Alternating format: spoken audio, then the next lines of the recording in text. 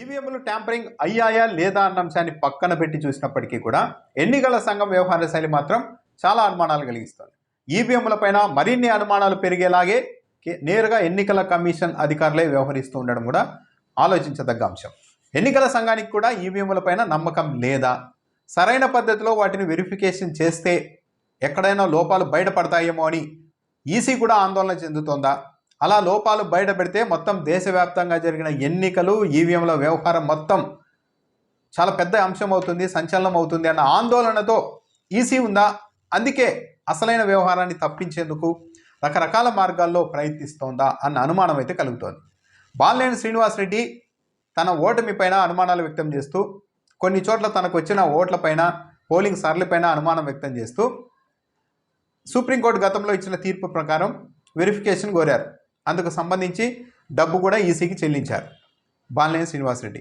Supreme court ఏం చెప్పింది, ఎప్పుడైనా ఓడిపోయిన అభ్యర్థులు అంటే 2వ స్థానం కావచ్చు 3వ స్థానంలో ఓడిపోయిన అభ్యర్థులు ఎన్నికల ప్రక్రియ పైన, ఈవీఎంల పైన అనుమానం వ్యక్తం చేస్తే, ఎక్కడైనా ట్యాంపరింగ్ జరిగింది అన్న అనుమానాలను వ్యక్తం చేస్తే మొత్తం ఈవీఎంల్లో 5% ఈవీఎంల్ని వెరిఫై చేయాలి.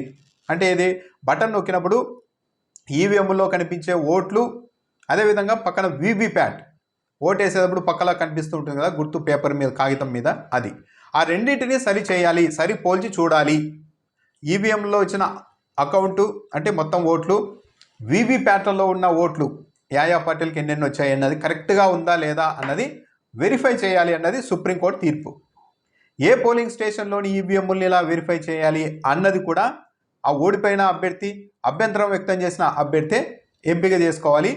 ఎన్నికల అధికారులు, ఈవీఎంలను తయారు చేసిన వాళ్ళు వచ్చి ఆ అభ్యర్థుల ముందే మొత్తం వెరిఫై చేసి ఈవీఎంల్లోని ఓట్లు, వీవీప్యాట్లలోని ఓట్లు కరెక్ట్గా ఉన్నాయి అన్నది నిర్ధారించి వాళ్ళ అనుమానాల్ని తొలగించాలి సుప్రీంకోర్టు తీర్పు ప్రకారం.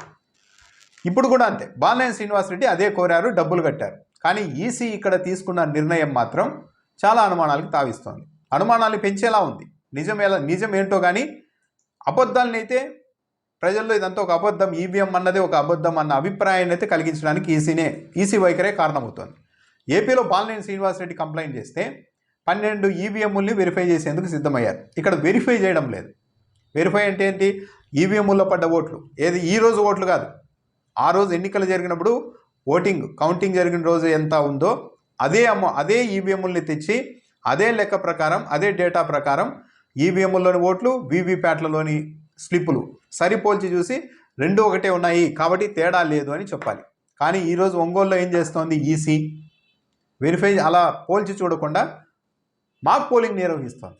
ఈ మాక్ పోలింగ్ అన్నది చాలా సాధారణమైన ప్రక్రియ.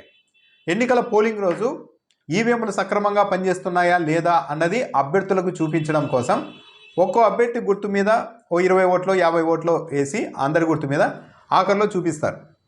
ఇంకో ఈ అభ్యర్థికి ఇన్ని ఓట్లు వేసాం, ఇన్ని ఓట్లే వచ్చాయి చూడండి, ఒక్కొక్కరికి 50 ఓట్లు వేస్తే 50 ఓట్లే వచ్చాయి చూడండి అని అభ్యర్థులకి చూపించడానికి, ఈవీఎంల మీద నమ్మకం కలిగించడానికి మాత్రమే పోలింగ్ రోజు, పోలింగ్కు ముందు గంట ముందు ఈ మాక్ పోలింగ్ నిర్వహిస్తారు.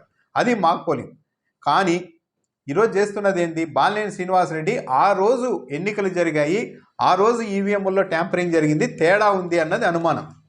ఆ డేటా ప్రకారం, ఆ రోజు పోలింగ్ జరిగిన రోజు డేటా ప్రకారం, కౌంటింగ్ జరిగిన ఆ పోలింగ్ డేటా ప్రకారం ఈవీఎంలు సరిపోల్చకుండా ఆ ఈవీఎంల్లో మళ్ళీ మాక్ పోలింగ్ లాగా ఒక్కో గుర్తు మీద, ఒక్కో అభ్యర్థి మీద కొన్ని ఓట్లు వేస్తాం అంటే ఇప్పుడు అభ్యర్థుల గుర్తులు ఉండవు కానీ వాళ్ళు సమ్ XYZ అన్నట్టు ఒక్కో దాని మీద ఇన్ని ఓట్లు వేస్తాం, వెరిఫై చేద్దాం, మేము ఎన్ని నొక్కామో అన్నీ వస్తాయి, రాకపోతే అప్పుడు అనుమానం వ్యక్తం చేయండి అన్నట్టుగా ఉంది.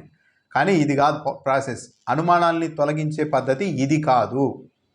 ఈరోజు మాక్ పోలింగ్లో ఒక్కో గుర్తు మీద కొన్ని ఓట్లు వేస్తే అవన్నీ సక్రమంగానే ఉండవచ్చు, కానీ ఆ రోజు తేడా జరిగింది అన్నది బాలినేని శ్రీనివాసరెడ్డి ఆరోపణ. కాబట్టి ఆ రోజు వాడిన ఈవీఎంలు, ఆ రోజు ఆ ఈవీఎంల్లో ఉన్న డేటా, ఆ రోజు పడిన వీవీప్యాట్లు అవి తీసుకొని వచ్చి కరెక్ట్గా మళ్ళీ ఇప్పుడు ఈవీఎంల్లోని ఓట్లకు, వీవీప్యాట్లలోని పడిన ఓట్లకి, ఆ గుర్తులకి సరిగా సమానంగా ఉన్నాయి అన్నది ఒకసారి నిర్ధారిస్తే ఈ అనుమానాలు తొలగిపోతాయి. ఆ పని చేయకుండా, సింపుల్గా ఆ పని చేయకుండా మళ్ళీ మాక్ పోలింగ్ నిర్వహిస్తాము అని ఈసీ అంటోంది అంటే ఎక్కడో తప్పించుకోవడానికి ట్రై చేస్తోంది. అనుమానాల్ని నివృత్తి చేసేందుకు ఈసీ ముందుకు రావడం లేదు అన్న అభిప్రాయం అయితే కలుగుతోంది. నిజంగా ఈ అనుమానాల్ని నివృత్తి చేస్తే, ఇప్పుడు బాలినేని శ్రీనివాసరెడ్డి కంప్లైంట్ ఇచ్చారు, ఇదిగో ఇది ఈవీఎంలు, ఇది ఈవీఎంలో ఇన్ని ఓట్లు వచ్చినాయి, వీవీప్యాట్లలో ఇన్ని వచ్చినాయి, ఎక్కడా తప్పు లేదు అని నిరూపిస్తే దేశవ్యాప్తంగా కూడా ఈసీకి మద్దతు పెరుగుతుంది. అలా కాకుండా సుప్రీంకోర్టు తీర్పు ఉన్నప్పటికీ కూడా దాన్ని పక్కన పెట్టి మాక్ పోలింగ్ అంటూ ఇంకో వ్యవహారంలో ఇంకో దారిలో వెళ్తోంది అంటే ఈసీకి కూడా ఈ ఈవీఎంల మీద, ఈ వ్యవహారం మీద నమ్మకం లేదా? ఒంగోలులో అట్లా సుప్రీంకోర్టు మార్గదర్శకాల ప్రకారం వెరిఫై చేస్తే ఎక్కడైనా తేడా బయటపడితే మొత్తం దేశంలో ఈవీఎంల సంగతి బద్దలైపోతుందని ఆందోళన చెందుతోందా? మొన్న జరిగిన సార్వత్రిక ఎన్నికలు మొత్తం ఫేక్ అన్న భావన ప్రజల్లోకి వచ్చేస్తుందని భయపడుతోందా? ఈసీ వ్యవహార శైలి మాత్రం అనుమానాస్పదమే. ఈవీఎంల ట్యాంపరింగ్ జరిగిందా లేదా అన్నది పక్కన పెడితే వాటిపైన అనుమానాలు నివృత్తి చేసేందుకు ఈసీ వెళ్తున్న మార్గం మాత్రం సరైనది కానే కాదు. ఈవీఎంల మీద అనేక అనుమానాలు వ్యక్తం చేస్తున్న వారి అనుమానాల్ని మరింత పెంచేలాగా, మధ్యస్థంగా తటస్థంగా లేదు అలాంటిది అయి ఉండదు అని భావిస్తున్న వ్యక్తుల్లో కూడా మళ్ళీ అనుమానాలు కలిగేలాగా ఈవీఎంల మీద ఈసీ వ్యవహార శైలి అయితే ఉంది. దీనిపైన మాత్రం ఈసీ క్లారిటీ ఇవ్వాలి. ఇలా మాక్ పోలింగ్ చేస్తాం, అది ఇది కొత్త ఈవీఎంల్లో పాత డేటా అంతా తీసేసి ఈరోజు మాక్ పోలింగ్ చేస్తామంటే అది అనుమానాల్ని నివృత్తి చేయకపోగా పెంచేదే అవుతుంది. మొన్న ఎన్నికలు జరిగినాయి, ఆ ఈవీఎంల్లో ఆ పాత డేటా ప్రకారమే పోలైన ఓట్లు, ఆ వీవీప్యాట్లు సమంగా ఉన్నాయా లేదా అన్నది ఒకసారి వెరిఫై చేసి అందరి ముందర చూపిస్తే ఈవీఎంల మీద అభ్యర్థుల్లోనే కాదు ప్రజల్లో కూడా నమ్మకం పెరుగుతుంది.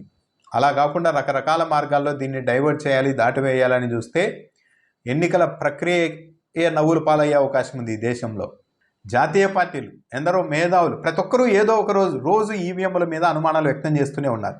లక్షల ఈవీఎంలు మారిపోయాయి అంటున్నారు. 12% ఏపీలో అయితే 12% ఓట్లు అధికంగా 7 తర్వాత వచ్చేసాయి అంటున్నారు. ఇలా రకరకాల అనుమానాలు ప్రజలు వ్యక్తం చేస్తున్నప్పుడు, పార్టీలు వ్యక్తం చేస్తున్నప్పుడు ఈసీ ధైర్యంగా ముందుకు వచ్చి లేదు ఈవీఎంలు పక్కా, దాంట్లో ఎలాంటి ఫేకు ఉండదు, ట్యాంపరింగ్ అన్నది అసాధ్యం, మేము నిరూపిస్తాం, రండి ఎంతమంది వస్తారో అని సవాల్ చేయాల్సింది పోయి ఈసీ చివరకు సుప్రీంకోర్టు మార్గదర్శకాల్ని కూడా బైపాస్ చేసి తాను నచ్చినట్లు మీకు ఈవీఎంల పనితీరును చూపిస్తాం అని అంటే ఈవీఎంల సంగతి అయితే అనుమానాస్పదంగానే ఉంటుంది. ఈసీ మారాలి. ఈసీ ఇంత దేశంలో దేశవ్యాప్తంగా జాతీయ పార్టీలు, కాంగ్రెస్ కావచ్చు, అనేక పార్టీలు, ఈరోజు ఏపీలో వైసీపీ కావచ్చు, అనేక పార్టీలు పదే పదే ఇంత అనుమానాలు వ్యక్తం చేస్తూ ఉన్నప్పుడు యాక్చువల్లీ ఈసీనే ఛాలెంజ్ చేయాలి ఈ రాజకీయ పార్టీలన్నిటికీ. ఎందుకంటే మొత్తం ఎన్నికల ప్రక్రియ అబాసపాలవుతోంది ఈ ప్రచారం కారణంగా. అలాంటప్పుడు ఈసీ ముందుకు వచ్చి ఛాలెంజ్ చేయాలి.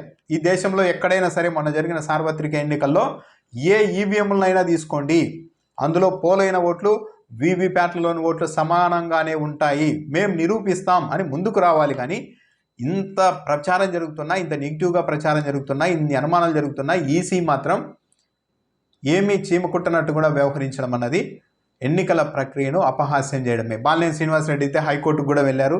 సుప్రీంకోర్టు మార్గదర్శకాల ప్రకారమే ఇక్కడ ఈ వెరిఫికేషన్ జరగాలి, ఈవీఎంల వెరిఫికేషన్ అని. మరి హైకోర్టు ఏం చెప్తుంది అన్నది కూడా చూడాలి.